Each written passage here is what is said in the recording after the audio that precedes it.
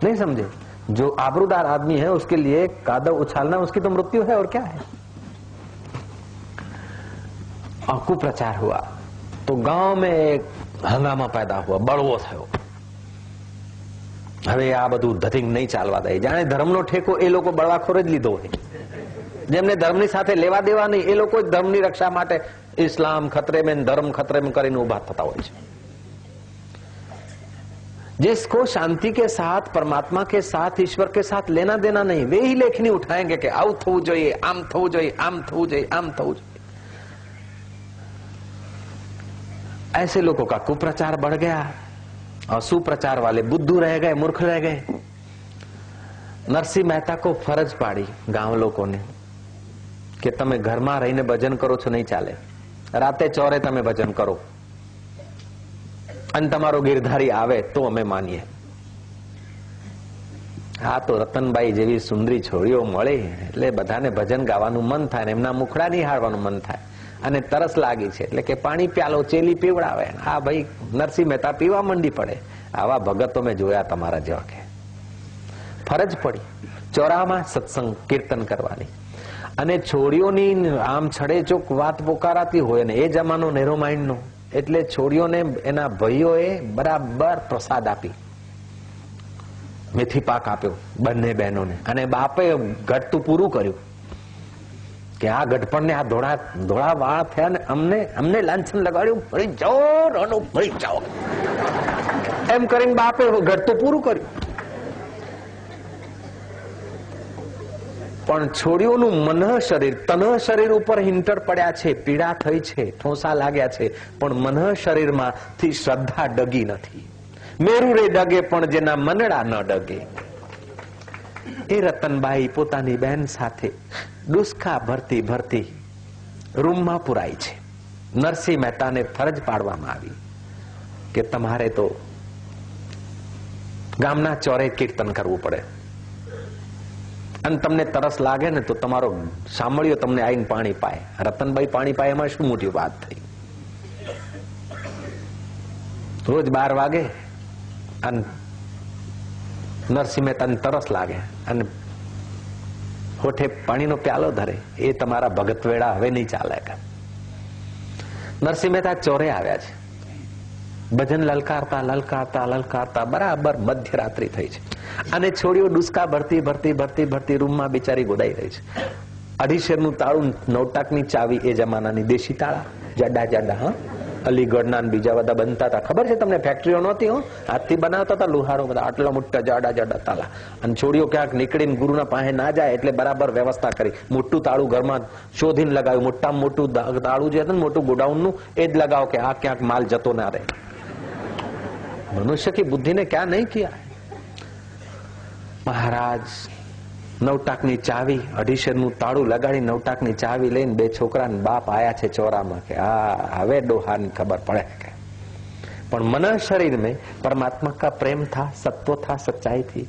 गाते गाते गाते गाते कंठ सूख गया। कंठ सूख गया तो जिस समय आप चाय पीते हैं चाय की याद आती है, और जो मम्मी या पुत्र या परिवार आपको हर रोज जिस समय चाय देते तो उनको भी होता है कि चाय देना बाकी है। जो काम करने की आदत होती है वो काम की भी स्मृति आती है, और जो खाना पीने की आदत होती है उस समय वो भी आता है। नरसिंह मेहता को प्यास आई लगी तो उनका मनः शरीर और गुरु का मनः शरीर जुड़ा हुआ था। रतनबाई ने सोचा कि मेरे गुरुदेव को प्यास लगी होगी, आप शरीर से तो नहीं जा सकते, लेकिन प्रभु तो सर्वसमर्थ है, प्रभु तो मेरे पास है, मन से ही गुरु को पानी तो पिला दे। गिलास भर के रतनबाई अपने उस बंद कमरे में प्याला भर के और मन ही मन भावना कर रही है गुरुदेव को पिलाने का। लोगों के बीच रतनबाई दिख रही है साकार रूप में, सशरीर। मनः शरीर का दृढ़ संकल्प होता है तो तनः शरीर वहां दिखने के लिए बाध्य हो जाता है। फिर नरसिंह बहता गाते जुओ पेलो नटखटियो बधाने छेत्री ने जाए छे, वो ऐसा कोई भजन मैंने टूटी फूटी कड़ी सुनी है। अब हुआ क्या कि वो त्रिलोकीनाथ आया, नहीं त्रिलोकीनाथ से स्फुरित मन, उस मन में ऐसा दृढ़ संकल्प हुआ तो रतनबाई का तन तो वहां पड़ा रहा, लेकिन मन की दृढ़ता से पानी का प्याला तन पिला रहा है, ऐसा वहां एहसास हुआ। और यही मन की दृढ़ता से योगी एक होते हुए अनेक हो जाते हैं। सोबरी ऋषि एक थे और मानधाता ने उनको ठगने के लिए कहा कि तुम बूढ़े हो और हम कन्यादान कैसे करेंगे, आपको लड़की पसंद करेगी तब। अब वो ऐसे जवान हो गए मन शरीर से कि सब लड़कियां बोले कि मैंने देखा है तेरा जीजा जी 50 की 50 लड़कियां के क्या तो तारा बने हुई था। अब तो खलबली हुई। फिर क्या करा कि उन्होंने 50 शरीर धारण कर लिए सोबरी ऋषि ने।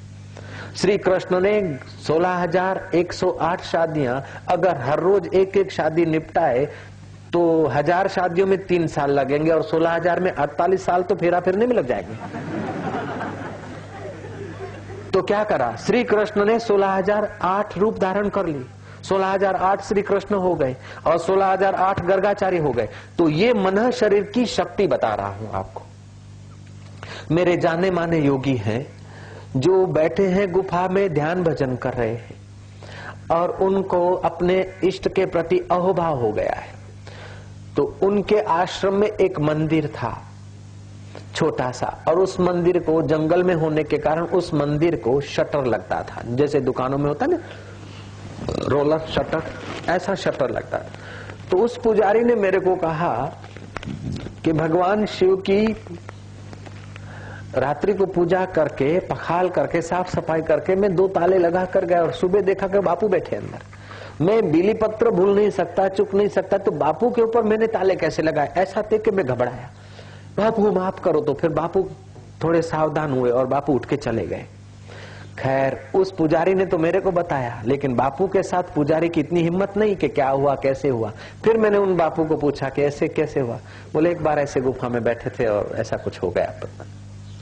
खैर ऐसे दूसरे दृष्टांत भी सुने गए। नर्मदा किनारे एक लड़का, लालजी महाराज ने मेरे को सुनाया, उसका नाम उसका गांव सब सुनाया। वो लड़का भगवान शिव का भक्त था और कुटुंब भी जरा माछी बच्ची खाते थे पीते थे और उनको जरा शिव जी से ऐसा था कुछ लेना देना नहीं था। और जब शिवरात्रि आए तो छोकरा कुछ खर्च वर्च करके और पूजा का सामान वामान लाया तो कुटुंबियों ने रोज तो बोल बोल करते थे, रोज मेघ गरजता था, आज बरसा, खूब छोकरे की पिटाई धुलाई हुई। लेकिन मन शरीर से उसकी तीव्रता शिव जी में लगी रही, भगवान शंकर में। तो कुटुंबियों ने उसको कमरे में बंद करके ताला लगा दिया कि हाँ काले शिवरात्रि छे, जशेन खर्चो करशेन, जय नमः शिवाय भोलानाथ भोलादेव, આપણી ચેંધી માતાને પૂછશે નહીં, ભૂતળા ધુણાવશે નહીં, આ ભોળાનાથ કરશે તો આપણું ભૂતળું કોઈ નહીં આવે કે। लेकिन बराबर ने प्रसाद उसको प्रसादी दिया, छोरे को मार पीट के बंद कर दिया। बंद तो कर दिया, लेकिन सुबह देखा कि लड़का बाथरूम आदि जाएगा नित्य कर्म में, अब जरा ताला खोलो। ताला खोलने के पहले उसको खिड़की से निहारा तो लड़का है नहीं। क्या गयो जमिया, क्या गयो अल्या जमिया, क्या गयो, पण जमियो देखाय नहीं। दौड़ता दौड़ता के कुटुंबना लोको भेगा थया तो जमलो देखायो नहीं। दरवाजो खोल्यो, जमलो छू, अल्या के आपणे पूर्यो तो क्या गयो। और देखा कि जमलो भगवान शिव जी के बाण को आलिंगन करके और पड़ा है वहां। तो मन शरीर का किया हुआ होता है। आप बैठे इधर हैं फिजिकल शरीर से, लेकिन आपका मन जहां होगा वहीं आपकी हाजिरी गिनी जाएगी। तो मन स्थूल हो जाता है इंद्रियों में, शरीर में और संसार के चिंतन में, तो फिर वो शक्ति खो बैठता है। अगर वो एकाकार हो जाए तो वो शक्ति उसको प्राप्त हो जाती है। जैसे पानी को फ्रीज में रख दो तो उसको उड़ने की शक्ति नाश हो जाती है, और पानी को बॉयलर में डाल दो तो उसको हजारों आदमी उठाकर ले भागने की शक्ति, ट्रेन में हजारों पैसेंजरों को उठा के वही पानी दूसरों को ले भागने की शक्ति भी तो रखता है। एक पानी की बूंद जब बाष्पीभूत होती है तो उसमें 1300 गुनी ताकत आ जाती है।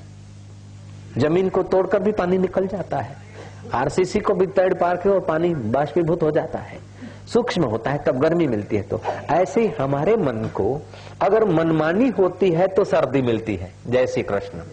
मनमाना होता है तो हमारा मन स्थूल होने लगता है, आसक्तियां बढ़ने लगती है, भोग बढ़ने लगते हैं और संसार की गुलामी अंदर से बढ़ने लगती है। बाहर से दिखता धनवान है, सत्तावान है, लेकिन अंदर से ज्यादा कंगाल है। थोड़ा कोई थैंक्स नहीं करा तो दुखी हो जाएगा, थोड़ा किसी ने धन्यवाद नहीं करा तो दुखी हो जाएगा। धन अपना, श्वास अपना, लेकिन सुख दुख की चाबियां दूसरों के हाथ में। कोई थैंक्स करे तब सुखी और कोई जरा थैंक्स नहीं करे तो परेशान हो गए। सभा मंडप में मारू नाम ना लेवा, पती गયું લ્યો। तो जब मनमाना होने लगता है तो आदमी अनअधिकार आकांक्षाएं करते करते करते करते परिस्थितियों का गुलाम हो जाता है। लेकिन शास्त्र माना और गुरु जाना हुआ होता है तो आदमी स्वतंत्र हो जाता है। तेरे फूलों से भी प्यार, तेरे कांटों से भी प्यार, चाहे दुख दे दे चाहे सुख दे दे, हमें दोनों है स्वीकार।